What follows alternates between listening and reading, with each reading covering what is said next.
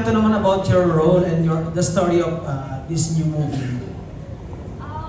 Lunok po is about two best friends na nagkaroon sila ng something with each other. And then na-discover nila yon sa isang game.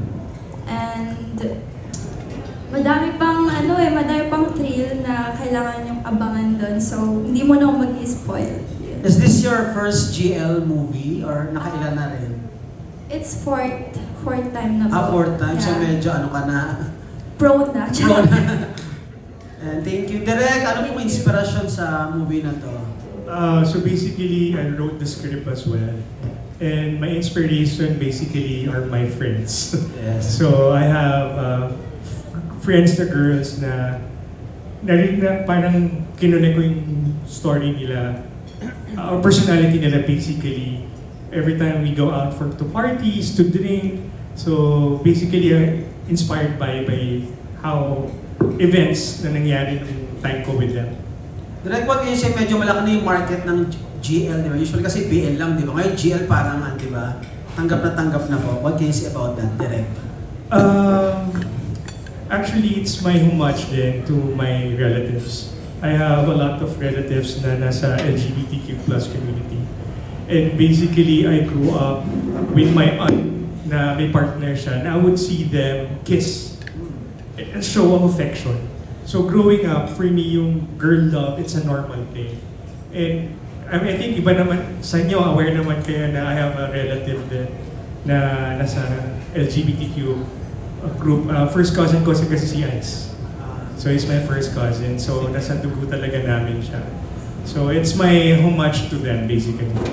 So perfect movie for Pride Month, last day of Pride Month. Yes.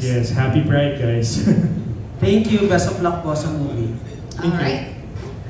Great icebreaker there. Maraming salamat, Sir Erwin. Now moving on to the Daily Tribune. Let's hear from Jeff Fernando. Hello, good afternoon. First question ko for Astrid. Hi Astrid. Hello. Ayan, makulay yung yung naging karaan ng career mo, no? Yung history ng career mo. Yes. Tama ba nag-audition ka sa Starstruck, tapos PBB? Yes po. Can you take us back yung naging audition mo doon sa dalawang reality show, tsaka ano yung naging resulta? Actually po, hindi po ako nag-audition sa PBB. Starstruck lang po. Okay. Sa province ko. I remember... Saan yung province mo? Pangasinan. Pangasinan. I remember parang 12 years old pa lang po ako that time. Mm. And then,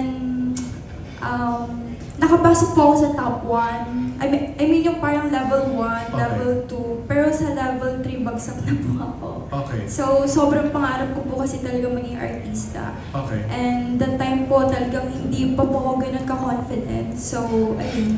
Sino, sayang. anong taon to? Sino nanalo nung time na yun? Clea Pineda. Oo. Yeah. Okay. So after Starstruck, hindi ka na nag-try ulit? Anong mga next na ginawa mo? Hindi na po ako nag-try. Kasi parang feeling ko, sobrang baba na po ng confidence ko that Okay. time. So, ayun. Okay. Para kay Direk, naputol po yung kwento kanina. Paano kayo naging tama po ba magpinsan kayo ni Aiza? Paano po kayo naging magpinsan po? Hi, Sir Jeff. So basically, his mom, Okay. saka yung dad ko, magkapatid. Oh. Yes. Okay, so pareho na kayong director ngayon kasi si Aiza nag-video. Yes. oo. Okay. Sa mga sa mga conversations niyo po, ano yung regarding trabaho, ano yung madalas niyo napapag-usapan? Actually, magkasama lang kami the other, I think yung Saturday ng White Party because I was there. Inilawan ko yung red carpet area. So yeah, I mean basically we just shared about our experiences and challenges namin. Because right now he does a lot of events din. So basically we share yung mga hardships basically sa industry. So yun. Direk, nagulat mo ba na nagtidirect na si Aiza ngayon or ina-expect mo na gagawin niya rin talaga? Expected ko na naman. We had a collaboration way back. He directed a music video for Kriza. So, ayun, nag-collaborate na kami dalawa. So talagang parang hindi ako nagulat sa idea na mag-direct siya. Okay, kayo direct from award-winning cinematographer, ngayon nagdi-direct na kayo. What made you decide na talagang umakyat sa pagiging director? When I was in second year high school, while watching The Last Emperor sa school, so at that particular moment, I made a decision to myself that I'll be a director. So from then on, yun ang naging focus ko, I want to be a film director. But as I go along, na-discover ko yung cinematography. Because I love photography and I fell in love with the idea of capturing images and bringing life to those images. So parang it was my stepping stone basically. And it helped me basically understand the language of filmmaking kasi I was able to work with different famous award-winning director. So I got a lot of influence from them. So now medyo I had enough experience already when it comes to filmmaking. So parang getting in this particular seat as a director, mas naging inspired ako and mas I think I'm more even prepared than ever. Direct first movie mo ito, itong Lunok bilang director. No, this would be my third. Third, ano po yung dalawang nauna direct? My debut film is at Cinemalaya, Angkas. Okay. That's 2022. Then I had last year Violet Sing with Viva Max. Then this was my third film. Okay. Last question po for Astrid. Ayan. Yes. Astrid, ayun, dahil nandito ka sa stage or chapter ng career mo ngayon, ito, pa-sexy, ganyan. Nasa plano rin ba na makatawid ka ulit sa mainstream? May ganun ka bang plano or pangarap din? Syempre lahat naman po, di ba? Talagang gustong makatawid sa mainstream. Pero for now po, grateful po ako kung anong meron ako ngayon, kung ano po yung binibigay sa akin ng Viva.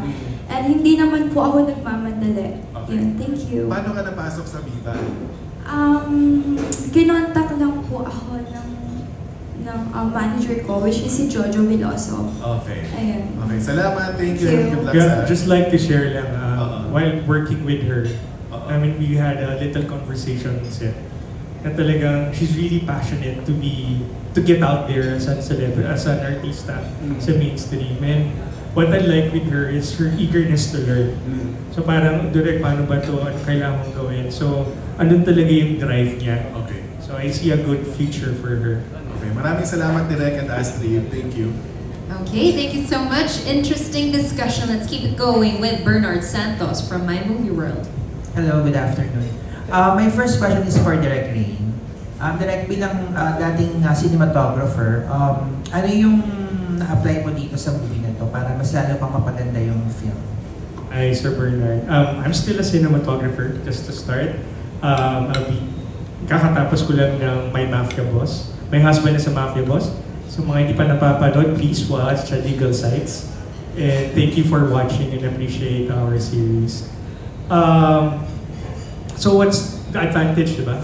So basically, understanding the film language. Kung paano gamitin yung camera, yung ilaw, para makapagkwento ng mas maayos. And dahil, sabi ko nga kanina, I was able to work with different directors from Joel Lamangan, Louie Ignacio, Daniel Yap, Fifth, si Jason Polak Samana. Nakita ko lang how they handle the set and how they talk to their actors.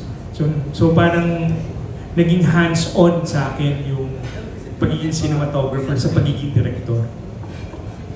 And for Astrid naman, Astrid, how do you personally relate dito sa character mo sa movie? Ano ba? Actually, si May po kasi is very wild, ganyan. Gusto niya lagi ng thrill, ganyan. And feeling ko ayun yung part na ganun ako. And ayun, nagawa ko naman ng maayos yung character ko kasi talaga nakarelate din talaga ako. Yan. Thank you guys.